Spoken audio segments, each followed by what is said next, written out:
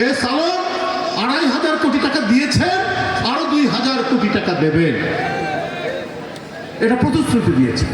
এবং মক্কা অথবা মদিনায় সেখানে বেশ কিছু আওয়ামী লীগের লোক গেছে, সেখানে তার সাথে আলাপ আলোচনা হচ্ছে, সেখানে একটা বিল্ডিং কেনা হবে নাকি। আরেকজন তো বসে আছেন পার্শ্ববর্তী দেশে। আজকে এই সংবাদপত্রের খবর যে এখানকার একজন ব্যবসায়ী, যাকে সমস্ত ব্যাংকগুলো, বেসরকারি ব্যাংকগুলো শেখ হাসিনা দিয়ে দিতে, চট্টগ্রাম এস আলমের নাম শুনেছেন না?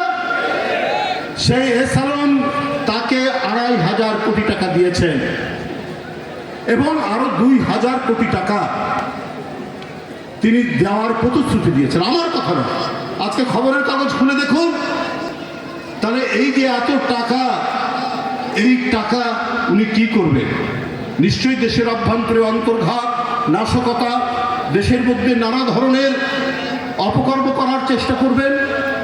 এই লোকগুলোকেই তিনি তৈরি করেছিলেন 15 বছরে, 16 বছরে, যে জনগণের সব টাকা, এই টাকা একজনকে দিয়ে দেবে এবং তার যখন দরকার হবে, সে যখন বিপদে পড়ে যাবে, দেশে থাকতে পারবে না, তখন সে টাকা দেবে। এখন তো বাস্তব, এ সালম 2,500 কোটি টাকা দিয়েছেন, আরো 2,000 কোটি টাকা দেবেন, এটা প্রতিশ্রুতি দিয়েছে। এবং মক্কা অথবা মদিনায় সেখানে বেশ কিছু আওয়ামী লীগের লোক গেছে, সেখানে তার সাথে আলাপ আলোচনা হচ্ছে, সেখানে একটা বিল্ডিং কেনা হবে নাকি। সেখানে একটা অঘোষিত আওয়ামী লীগের অফিসের মতো থাকবে। তো এগুলো কিসের আলামত? শেখ হাসিনা আবার তার ময়ূরের সিংহাসন ফিরে পেতে চান, শেখ হাসিনার আবার সেই দুর্বৃত্তের শাসন তিনি ফিরে পেতে চান। উনি এই দেশে তার জমিদার ছিলেন, তিনি কোনো নির্বাচিত গণতান্ত্রিক প্রধানমন্ত্রী ছিলেন না। তার জমিদারি হাতছাড়া হয়েছে, এই জন্য তিনি মরিয়া হয়ে গেছে। মরিয়া হয়ে গিয়ে নানা ধরনের ষড়যন্ত্র চক্রান্ত করছেন। আর যে দেশে গেছে, শেখ হাসিনার নাম তো শেখ হাসিনা, এটা তো মুসলমান না, তিনি বাংলা ভাষী। শেখ হাসিনা আবার তার ময়ূরের সিংহাসন ফিরে পেতে চান, শেখ হাসিনার আবার সেই দুর্বৃত্তের শাসন তিনি ফিরে পেতে চান। উনি এই দেশে তার জমিদার ছিলেন, তিনি কোনো নির্বাচিত গণতান্ত্রিক প্রধানমন্ত্রী ছিলেন না। তার জমিদারি হাতছাড়া হয়েছে, এই জন্য তিনি মরিয়া হয়ে গেছে। মরিয়া হয়ে গিয়ে নানা ধরনের ষড়যন্ত্র চক্রান্ত করছেন। আর যে দেশে গেছে, শেখ হাসিনার নাম তো শেখ হাসিনা, এটা তো মুসলমান না, তিনি বাংলা ভাষী এবং শেখ হাসিনা মুসলিম না। ভারতে যারা বসবাস করছে দীর্ঘদিন ধরে বাংলা ভাষী মুসলমান, তাদেরকে বাংলাদেশি বলে সেইখান থেকে খেদিয়ে দেওয়া হচ্ছে, সেইখান থেকে বের করে দেওয়া হচ্ছে। তাদের সেখানে কোনো জায়গা নেই, বলছে এরা বাংলাদেশ থেকে এসছে।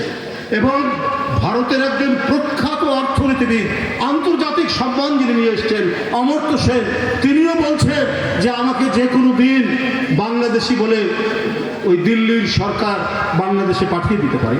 এই পরিস্থিতি সেখানে। বাংলাদেশি একজন ছেলে, সে কলকাতা বিশ্ববিদ্যালয়ে পড়ে, এই 2-3 দিন আগে তাকে দোকানদাররা পিটিয়েছে।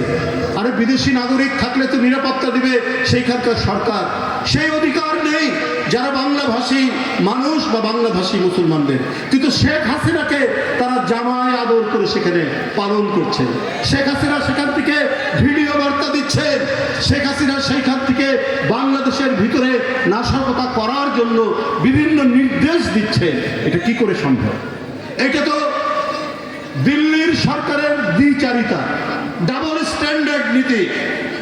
শেখ হাসিনা বাঙালি মুসলমান হলে তাকে জামায় আদরে রাখছেন, আর অন্যান্য সাধারণ বাংলা ভাষী মুসলমান যারা বাপ দাদার আমল কি 14 পুরুষ ধরে যারা পশ্চিম বাংলায় বসবাস করে, তাদেরকে তিনি বাংলাদেশি বলে জোর করে সেখান থেকে পুশিং করাচ্ছেন বাংলাদেশে। এই পরিস্থিতি চলছে। তো সুতরাং এখানে পাবেল ভাই অনেক কথা আপনাদের বলে গেছে, আমিও তার কথার সূত্র ধরে বলতে চাই। আজকে দেখুন, অনেক বসন্তের কোকিলের আনাগোনা,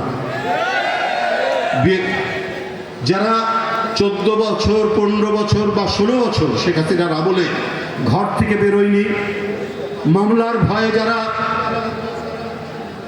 ঘরের মধ্যে ছিল, তারা এখন হম্বিতম্বি করে বিএনপির লোক বলে বেরিয়ে আসছে, আর অফিস কাছারি প্রশাসনে তারা বড় বিএনপি হয়ে সেখানে মাতবরি করছেন। আপনার খেয়াল রাখবে, যারা লড়াই করেছে, যারা সংগ্রাম করেছে, যারা জেল খেটেছে, যারা নির্যাতনের শিকার হয়েছে, যে পরিবারের ছেলেদেরকে গুম করা হয়েছে, সেই পরিবারের লোক এবং